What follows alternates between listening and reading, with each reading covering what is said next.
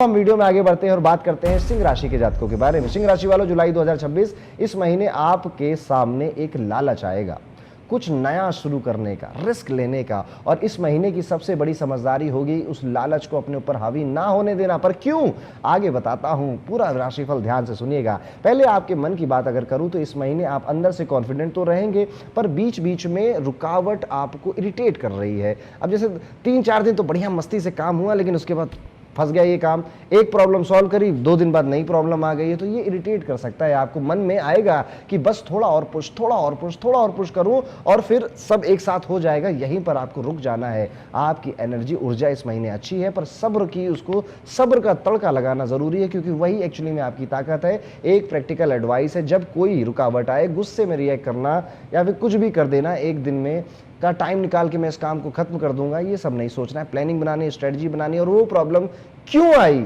उसके कोर, उसकी जड़ पर भी काम करना है।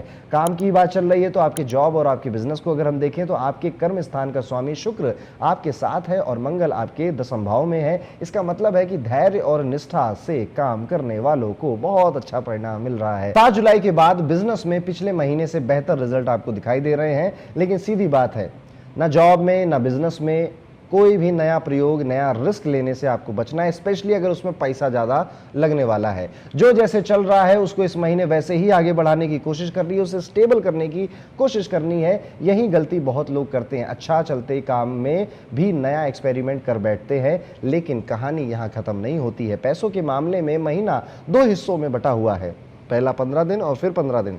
15 जुलाई तक लाभ के लिए बहुत अच्छा है, उसके बाद थोड़ा सा मिक्स रिजल्ट मिलता है। अच्छी बात यह है कि नए बड़े खर्चे नहीं आएंगे, बल्कि हालात पहले से बेहतर ही हो जाएंगे। आपके बचत भी आपकी पिछले महीने से ज़्यादा अच्छी होगी, मेहनत भी आपकी पिछले महीने से ज़्यादा अच्छे रंग लेकर आएगी। बस एक एक्शनेबल चीज़ ज़रूर करिएगा, महीने के पहले हिस्से में ही ना अपनी पेमेंट्स, पहले तो बिल्स आप अपने सारे निपटाने के बाद थोड़ा पैसा रख लीजिएगा 30 तारीख तक।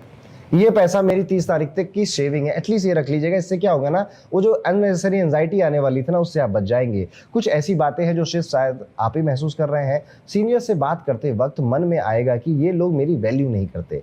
किसी रुकावट के बाद जब काम बन जाएगा ना, तो एक छोटी सी विजय, जो एक छोटी सी लॉटरी है, या लॉटरी नहीं कहूँगा, एक छोटी सी जो विनिंग वाली फीलिंग है, वो आपके मन में आएगी और फिर आप बहुत बड़ी पार्टी वार्टी थ्रो करने लगने का मन करने लग जाए। अरे नहीं दोस्त, अरे नहीं, छोटी करना, पेटीज खिला देना। लॉन्ग डिस्टेंस में जो आपके कोई ज़्यादा खास नहीं है, वो दूर के बुआ जी, दूर के कजिन, दूर के चाचा जी, उनसे भी कोई कांटेक्ट इस टाइम पीरियड में अचानक से बनता हुआ दिखाई दे रहा है। कभी कभी बिना वजह मन में पुरानी बात घूमने लगेगी और इस सब से महीने की जो एनर्जी है उसमें थोड़े सा स्कैटर होगी। अब ये मैं इसमें कोई रेमेडी वगैरह नहीं बताऊंगा आपको, क्योंकि जीवन है और कभी ना कभी मेरे साथ भी ऐसा होता है, आपके साथ भी ऐसा होता ही होता है। यहाँ एक और बात जिस पे ध्यान देना है, पहला हिस्सा 16 जुलाई तक का टाइम काफी अच्छा है, क्योंकि सूर्य आपकी राशि स्वामी है, आरोग्य के कारक है, दोनों आपके साथ हैं। पुरानी दिक्कत से निकलने का ये अच्छा टाइम है, पुराने लफड़े सुलझाने का अच्छा टाइम है, पुरानी बीमारी को जड़ से खत्म करने के लिए अच्छा टाइम है।